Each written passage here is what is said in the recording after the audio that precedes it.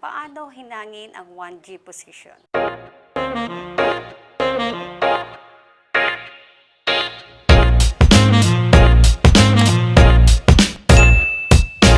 Hi everyone, I'm Ma'am Annabelle from Home of Welds. Welcome to the channel where you can learn your skill at the comfort of your own home. I'm a public school teacher, a trainer, and assessor in welding.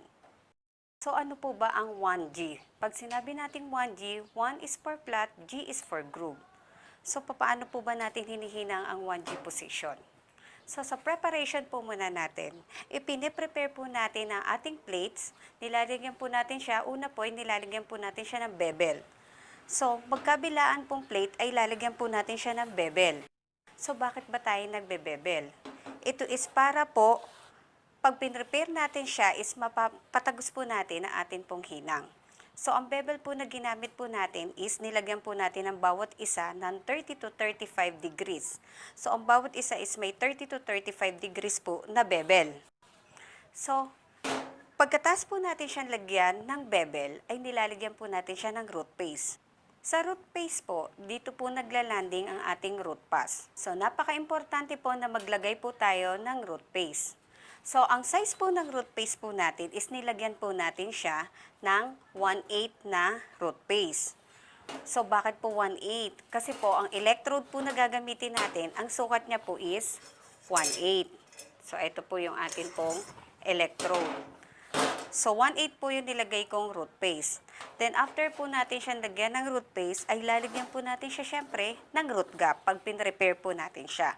Then, bakit po tayo naglalagay ng root gap?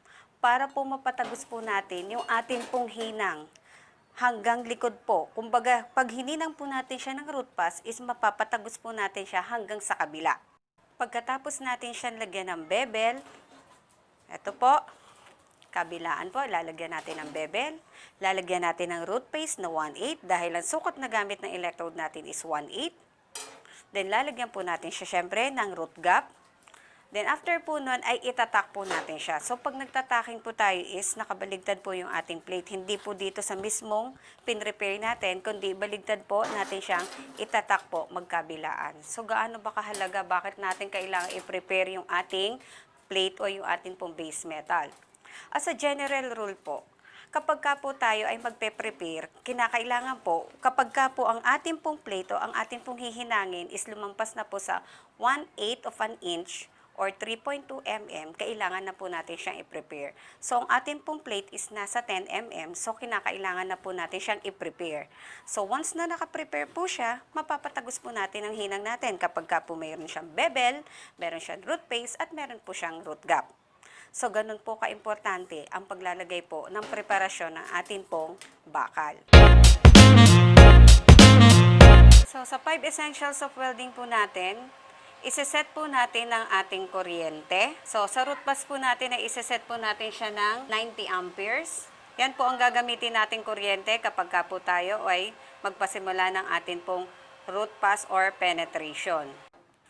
So, next po sa current setting natin is, ang gagamitin po nating electrode sa pag-root pass is gagamit po tayo ng E6011. Sa ating pong root pass, E6011 ang ating gagamitin. Then after that, kailangan po is, ang arc length po natin is, ang magiging arc length po natin is 1/8. So pag sinabi po nating arc length, ito po yung distansya ng electrodes natin, ito pong pinaka-tip ng electrode natin, mula po sa base metal na hihinangin natin. So dahil ang gamit po natin, o ang gagamitin ko po is 1/8, so ang magiging arc length ko po is 1/8 po.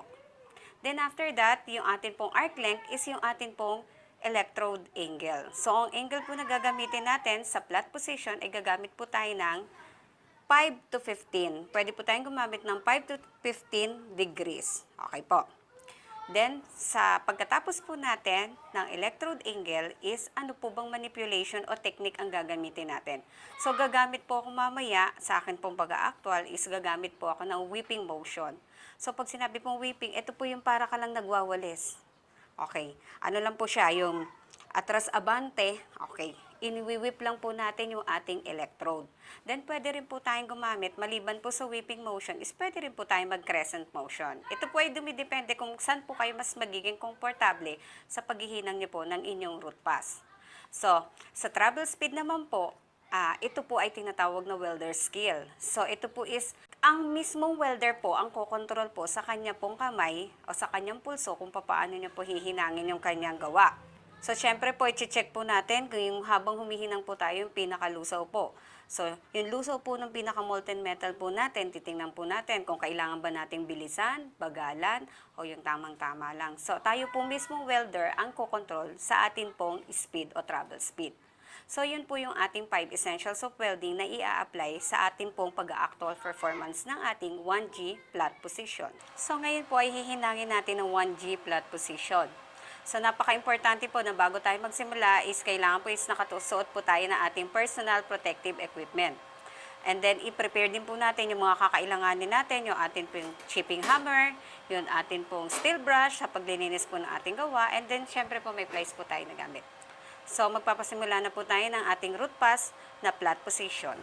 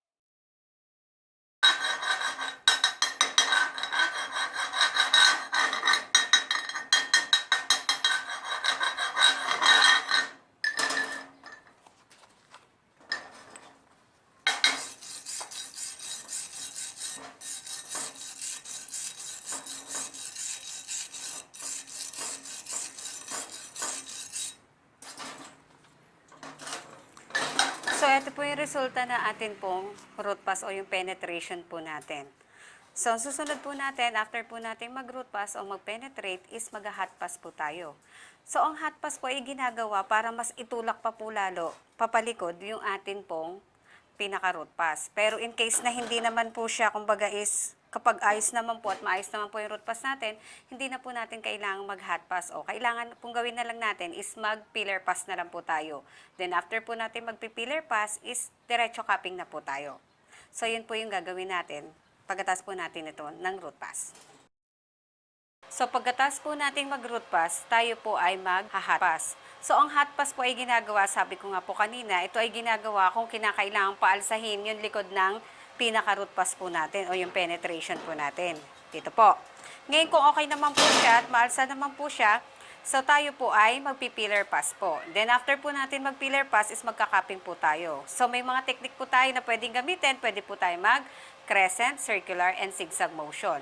So, ang kuryente po na gagamitin natin ay tayo po ay magkukuryente ng 120 amperes para po sa hot pass o sa pillar pass at cupping po natin. So, ngayon po is tayo po ay mag-hot pass or pillar pass at cupping po ng ating 1G flat position. Pwede po tayong gumamit ng crescent, circular, or zigzag motion sa atin pong hot pass, pillar pass at cupping.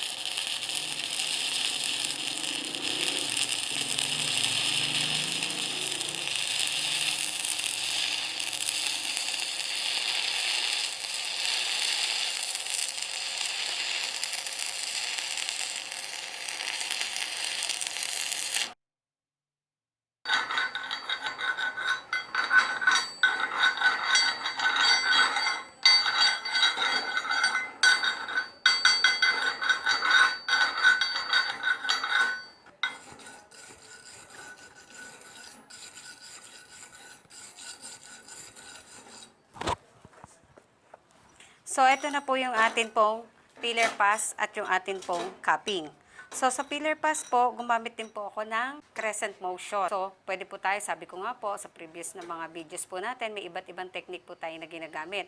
Pwede po tayong gumamit ng crescent, circular, at zigzag motion. So, pagdating po sa cupping, gumamit po ako ng zigzag motion. So, ito po yung resulta ng aking zigzag motion ng flat position. So, sa pillar pass po is, ginagawa po natin siya para punuan po natin yung preparasyon ng bakal natin. So, yung hot pass naman po, sabi ko nga po, ito po is para mas itulak niya po yung root pass natin papalikod po o para mas umalsa pa po lalo yung atin pong root pass. Then, ito po yung ating cupping. So, ito po yung resulta ng ating pong gawa sa ating pong flat position. So, sa flat position po natin is, nag-root pass po tayo, nagumamit po tayo ng whipping motion. Okay po, nag-whip po tayo. So, kinakailangan po may keyhole po tayo para po, yun po ang magiging guide po natin habang nagro-root pass po tayo. So, whipping motion po, yun po yung sinasabi kong atras-abante lang po na tayo po ay humihinang. So, pwede rin po tayong gumamit ng crescent motion. Ito is dumidepende po sa inyo kung saan po kayo mas komportableng gamitin. So, natapos po tayo mag-root pass. Ngayon naman po is, eto nga po, sabi ko nga po, is tayo ay hot pass, pillar pass, at cupping. So, si hot pass po is ginagawa para lang po mas itulak na umalsa yung ating root pass. Ngayon, pagdating po sa atin pong pillar at sa cupping po is gumagamit naman po tayo ng crescent, circular, or zigzag motion. So, ito po yung resulta ng atin pong gawa sa ating 1G flat position.